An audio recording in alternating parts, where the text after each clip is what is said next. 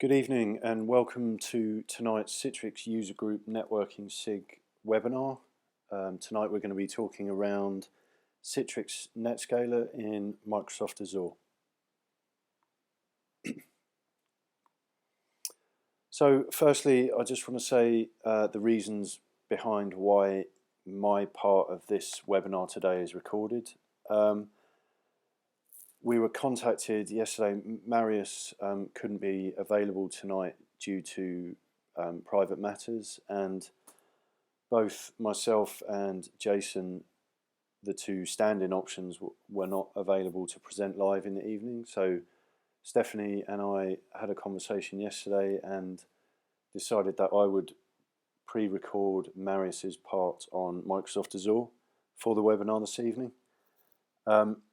I just want to say thank you to Marius for all the hard work he's put into the slide deck. I'm sure he would love to be presenting tonight, but hopefully I will be able to do justice.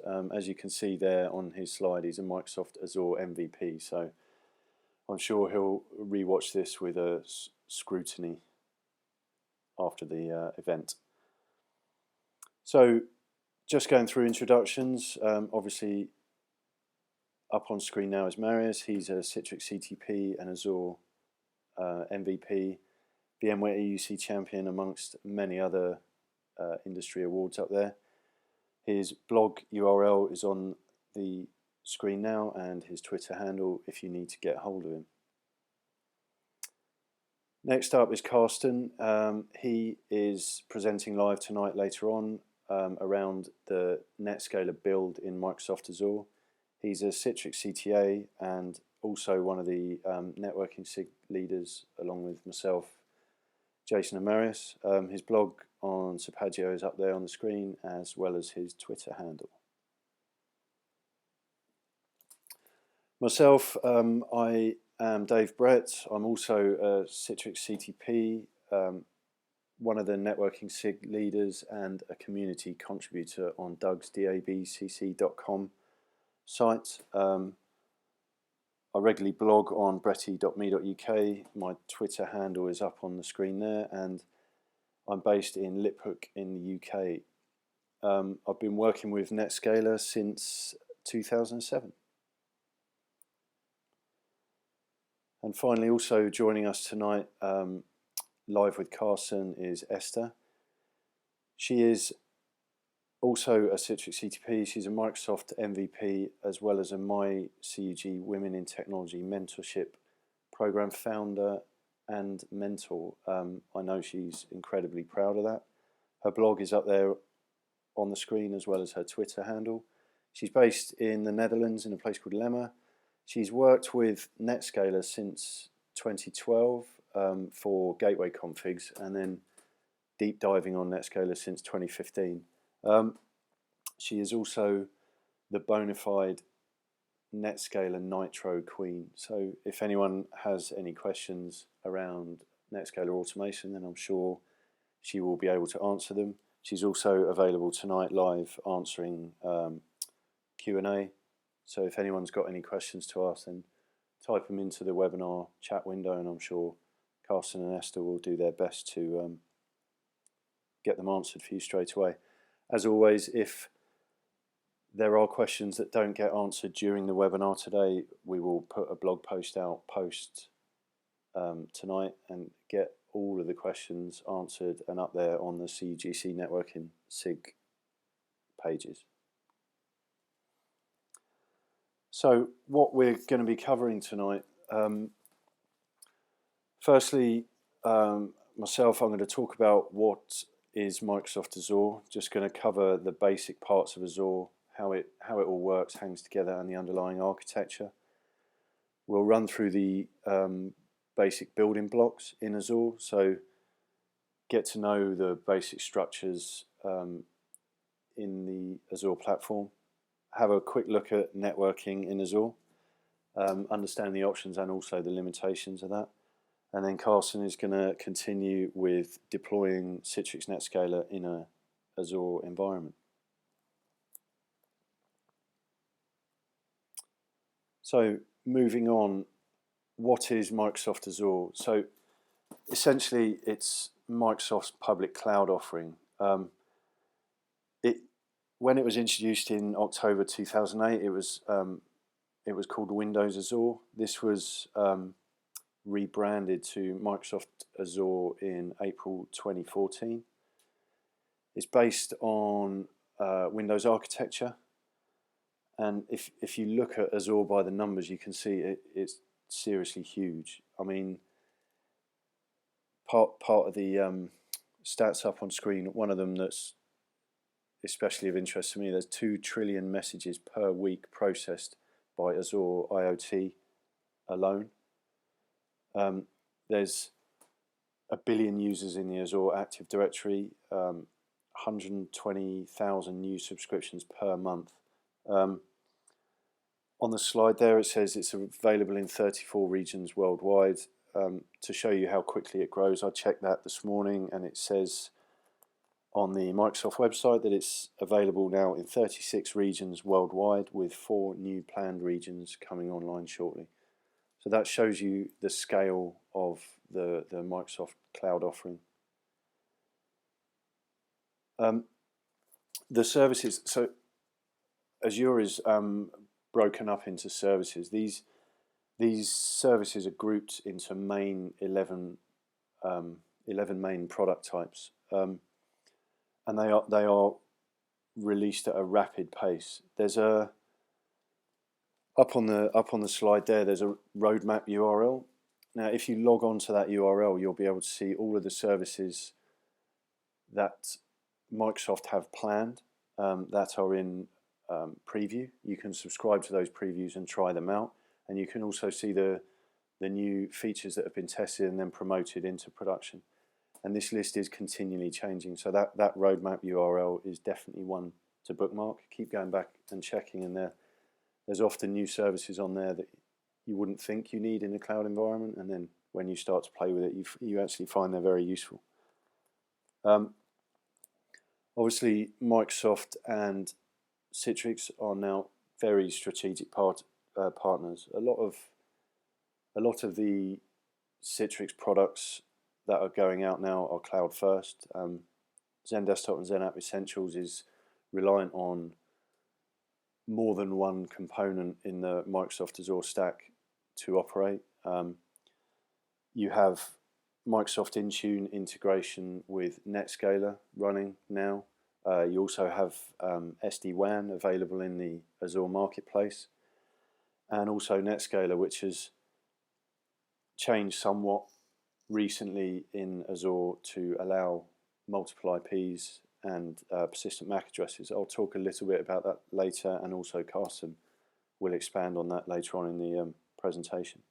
So you can see that for Citrix, the Microsoft and indeed Azure is a very strategic partner. The core strengths of the Azure platform is the ability to be hybrid. So there are various connection methods on the networking stack available in Azure, which we will go into later on, which allows the consumers of Azure to build out a very comprehensive hybrid environment, and also the regions that Azure has presence in. So the ability to have a hybrid cloud in multiple global regions is incredibly powerful to a business. Identity as well, that's a big strength in Azure. Built into Azure AD, you've got native multi-factor authentication. You have tools to sync your on-premises Active Directory up to an Azure AD. It's incredibly simple and easy to set up, and Office 365 in a sense is driving the adoption to Azure AD and using the Azure cloud for an identity provider. Another big one of their strengths is big data and analytics, due to the sheer volume of compute that they have available and the storage.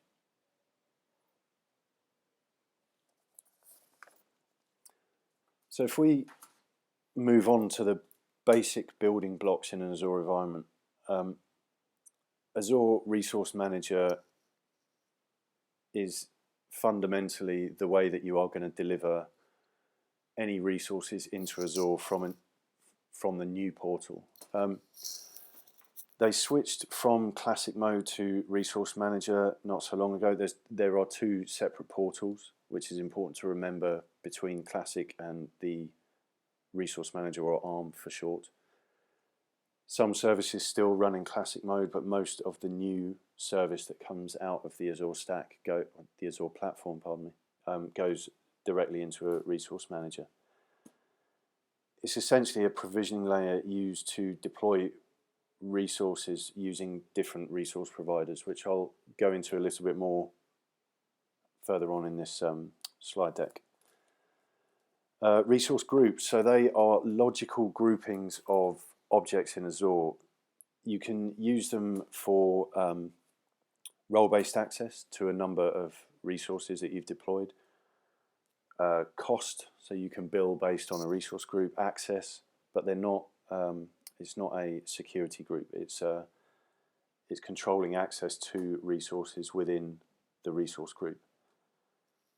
And obviously, lastly, there is Azure Active Directory. It's a web-based identity service in Microsoft Azure that is used to control the access to all of the resources within Azure. As I was talking earlier with the numbers slide, so Azure Active Directory is a major part and incredibly important to anyone's Azure presence. And already there are 5 million organizations using Azure Active Directory, so there's a lot of businesses out there already using that. So if we look at Azure Resource Manager, or ARM, in more detail, as I said earlier, it's a unified orchestration layer used in Azure to provision resources based on different resource providers. So if you think about a resource provider and you look at that graph up there on the screen, you have a typical deployment with a load balancer, a couple of VMs, a NIC on each VM, and some storage sitting behind it. The resource providers in that specific scenario are split into 3 different categories: SRP, which is the storage resource provider, CRP, which is the compute resource provider, and NRP, which is the network resource provider. Now, ARM will provision those resources based on those resource providers. So when you provision a new virtual machine, for example, in Microsoft Azure, ARM will use the compute resource provider to spin up that VM. That will in turn use the network resource provider to build a NIC and attach it to your VM.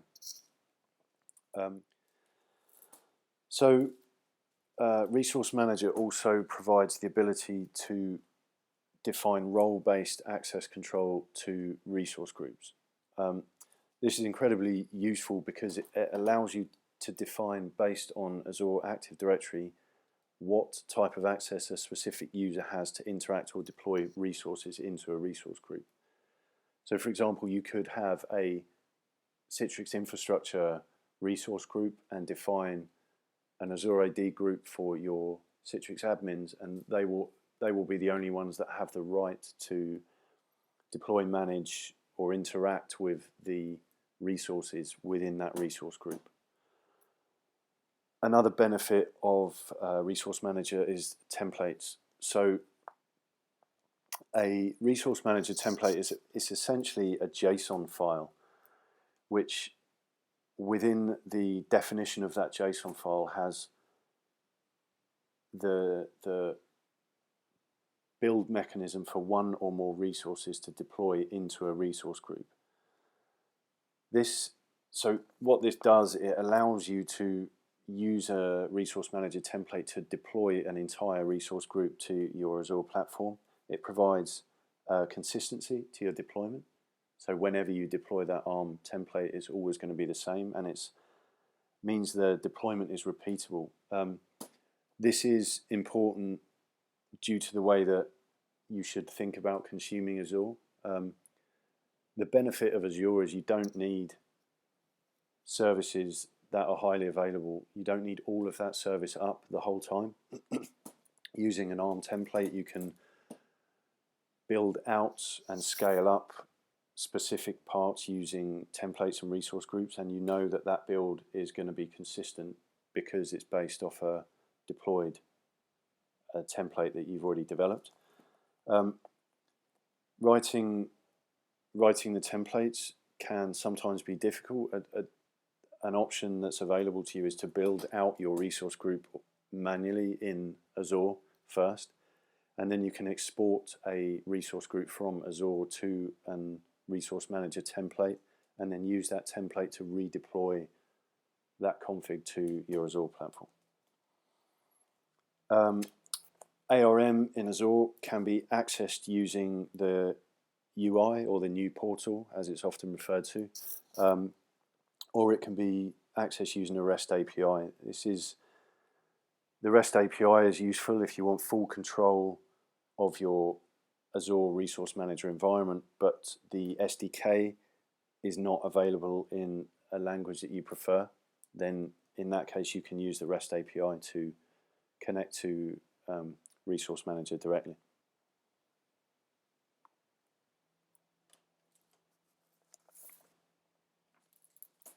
So moving on and talking about resource groups in a little more detail. As I said earlier, the resource group is a logical container for resources within your Azure platform. It does provide role-based access based on Azure AD. So every time you create an object in Azure, no matter how they're added to the cloud fabric, a resource group will be created by default for that specific object. One of the options you get when you're provisioning an object is to add that object to an already existing resource group. So a lot of the time you can create a specific resource group prior to deploying VMs and load balancers and put them all in one resource group. Using the example I gave earlier for Citrix infrastructure, perhaps you would create a Citrix infrastructure resource group first, then build out your infrastructure VMs and add them to that resource group. Then you can provide the admins role-based access to that resource group once the VMs have been built. Resource groups, they can be used for monitoring, so you can monitor all resources within a single resource group. Obviously controlling access, managing who can provision into that resource group, and also billing. You can bill based on a resource group, which is useful if you have multiple business units within your business using the same Azure subscription. You can perhaps split resources out into groups and then bill based on that back to the business. You can also use tagging. So one example I was shown is if you have a production service in Azure, you can tag the resource group production and then pin that tag or blade to the dashboard. This means if the resources within that resource group span multiple regions, the health status of that production tag in your Azure portal will show the health of all the resources across the globe in all the various different Azure regions. This is quite a useful way of carving up what's out there in Azure into a more usable format for your infrastructure guys. And also, like I said earlier, the resource groups, you can use them for templates. So you can generate templates based on the resource group, which would be a Resource Manager template, and use that within lifecycle management.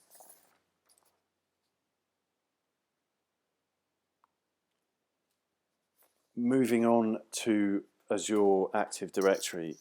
So, like I said earlier, it's a web-based identity service that Microsoft provide as a service in Azure. It supports various different authentication methods such as SAML, OAuth, OpenID, and WS Trust. and it can be set up as SSO with NetScaler Gateway or a AAA server hosted on the NetScaler. There are various blog posts out there how to do this. I should plug Maris's site here because he's done a lot of work on access and authentication methods using Azure. So if you check his blog out, you'll find a whole bunch of information up there about integrating your NetScaler and Azure AD. You can have cloud-based or synchronized identity. So cloud native would mean that your user accounts are managed directly from the Azure portal, and they're up there. They're not synchronized with your local Active Directory whatsoever. Or you can use your local AD as a source and use Azure AD Connect to sync your identity objects into Azure Active Directory. One of the four of the more common synchronization methods for identity into Azure, obviously cloud-only passwords. This is independent of your on-premises Active Directory. This would mean that your accounts are managed directly from Azure from the portal. Password sync, so this would use your AD Connect within your on-premises data center and sync your Active Directory accounts and groups up to Microsoft Azure, and also sync passwords up there. Pass-through authentication. Now this also uses AD Connect. It became public preview as of January the 15th this year. So AD Connect has an agent that gets installed with it, and this maintains an outbound connection permanently to Azure Active Directory. So this doesn't require any firewall changes, it just needs SSL outbound to your Azure AD. When a user authenticates to your Azure Active Directory, the auth is handed back to that agent and happens on premises live, and then the authentication is sent back up to your Azure AD and the user is let in. And the other one is Active Directory Federation services. You can use when you're syncing your on-premises Active Directory to Azure AD. You can specify that you want to use ADFS as an identity source, and when you log into your Azure Active Directory, you'll be passed back to ADFS to be authenticated against your local Active Directory. And also, as stated up here, that those are some of the SSO options. There are 1,400 plus gallery items that can be set up to be federated, and there is a bunch of third-party integration into Azure Active Directory. So that's also something worth checking out if you require something slightly different to your authentication identity platform. So this is just an example of the commands you would need to deploy a Azure Resource Management template. On the right there on the screen, you can see an example of the JSON that would get created as the template to be used to deploy back into Azure. On the left there, you can see an example resource group that Maris has put together, which has a network security group, some VMs, some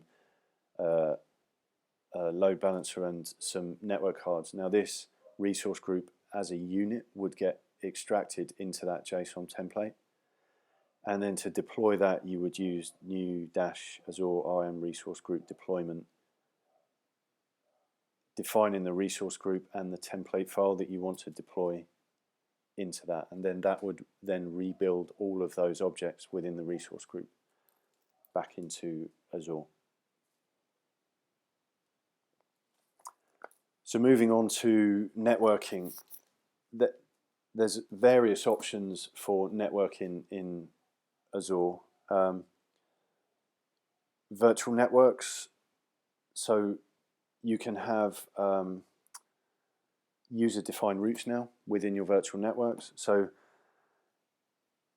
when you set up a VNet within Azure, it's going to create a bunch of system routes as default. So some of the routes or the system routes that are available by default within an Azure VNet will be within the same subnet, within 2 subnets within the same virtual network, from your VMs on the VNet to the internet, from VNet to VNet via a VPN gateway, from VNet to VNet via VNet peering, and also from VNet to your on-premises data center via a VPN gateway.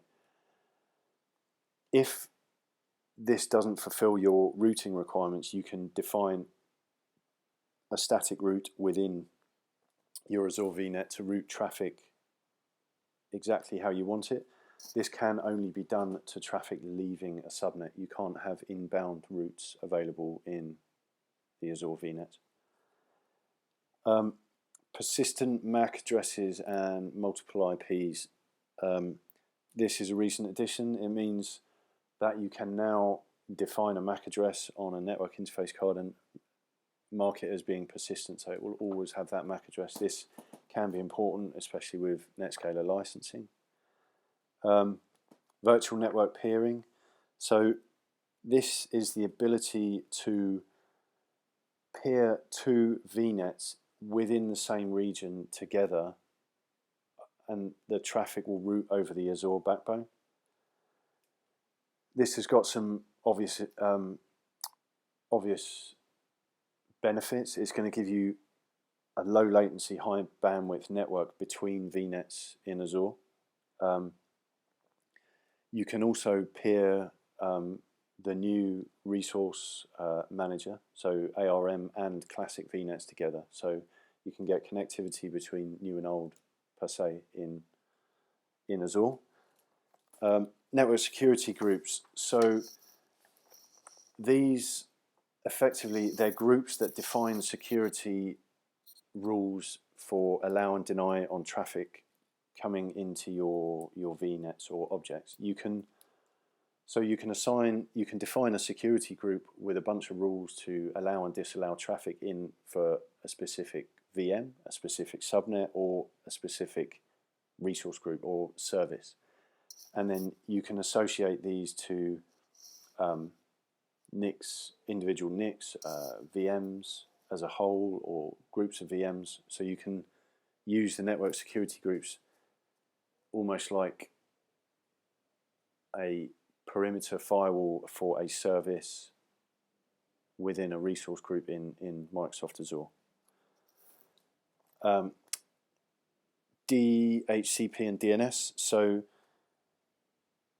whenever you create a VNet and a subnet within Microsoft Azure, DHCP and DNS will get created and managed by Azure, and they're hosted on the virtual network that you create. Everything that you define, so everything is dynamic until you change it otherwise. So when you create a new virtual machine in Azure, the IP address will be delivered via DHCP, and it's dynamic until you log onto that NIC and change that and set it as a static IP. Moving to VPNs, so there are 2 different routing methods in the VPNs you can define in Azure, and 3 different types of VPN. So policy-based routing will be done based on address prefixes between the on-premises IP address range and the Azure subnet, or route-based VPNs will use the IP routing table to define the IP routes that the traffic takes. The types of VPN you can define. So you can define a site-to-site VPN, and this would be a traditional IPsec tunnel between 2 sites. It may go between 2 VNets or between your VNet in Microsoft Azure and your on-premises data center. Another type is a point-to-site VPN. Now this is useful for people that travel a lot with laptops or individual users that you want to grant access into your VNet in Microsoft Azure. It's effectively a client you put on a workstation which will on demand generate an IPsec tunnel into your Azure VNet. So I, for example, could have a point site VPN from my laptop into my Azure VNet. I could fire that VPN tunnel up and I would have direct connectivity to all of my virtual machines within my Azure networks without having to use public IPs for each individual machine. And the final one is ExpressRoute. This will provide you a dedicated network between your on-premises data center and your Microsoft Azure subscription. It's enterprise grade, it's low latency, it can be high bandwidth, it's an always-on pipe that you're not sharing, so it's comparable to an MPLS circuit into Microsoft Azure.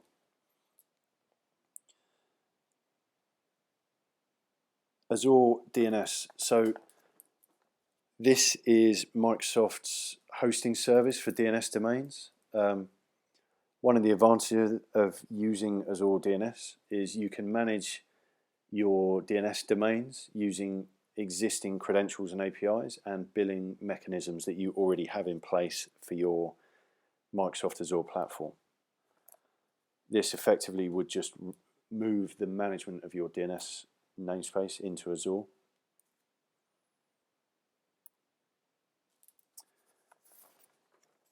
And finally, moving on to delivering highly available services in Azure. Something that often gets overlooked when people provision service into the Azure cloud is high availability. So if you think back to the numbers in Azure, if you have a web service running from the Azure platform and you only provide a single instance to that, in Microsoft's world, they have trillions and trillions of VMs running in their Azure platform.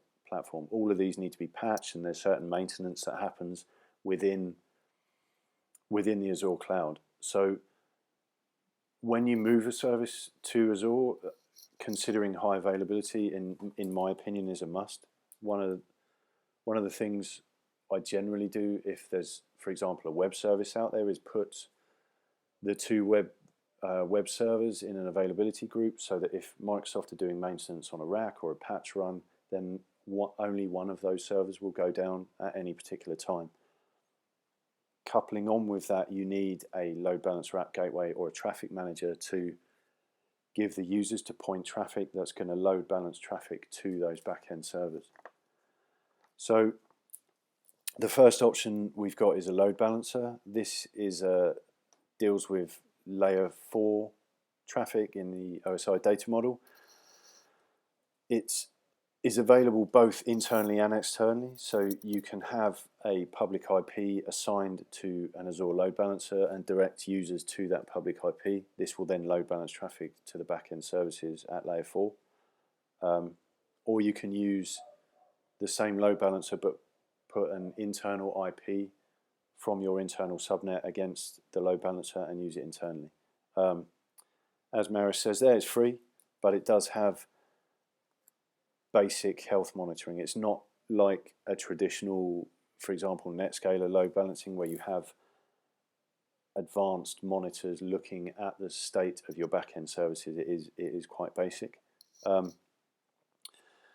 It will provide stickiness of TCP and UDP sessions, but only within the same session. It won't, every time the user reconnects, refreshes it, there is a potential for that user to hit a different server. So this does need to be considered. The next one is application gateway. So this is a layer 7 gateway. It effectively acts as a reverse proxy, so it terminates the client connection and forward traffic to the back-end firewalls. It can act as a web application firewalls, as is noted up there, and it's in the Open Web App Security Project Top 10 for web app firewalls. You can do cookie-based session affinity from the application gateway, so if you need the user to always go to the same backend server for any particular reason, that is available in Azure via an application gateway. And the last one is Traffic Manager. So this is a DNS-based load balancer. It provides continuous health monitoring to your back-end services and will provide DNS-based load balancing as a result of the output of those health monitoring. One thing, it's not a proxy or a gateway, so it's got no visibility of the traffic going through the manager. It will literally just direct traffic based on DNS names. And that is an overview, a basic overview of what Microsoft Azure is and some of the basic building blocks of Azure. I hope you've enjoyed this part of the presentation, and now I'm going to hand over to Carson to walk you through deploying a Citrix NetScaler on Microsoft Azure. Thank you very much.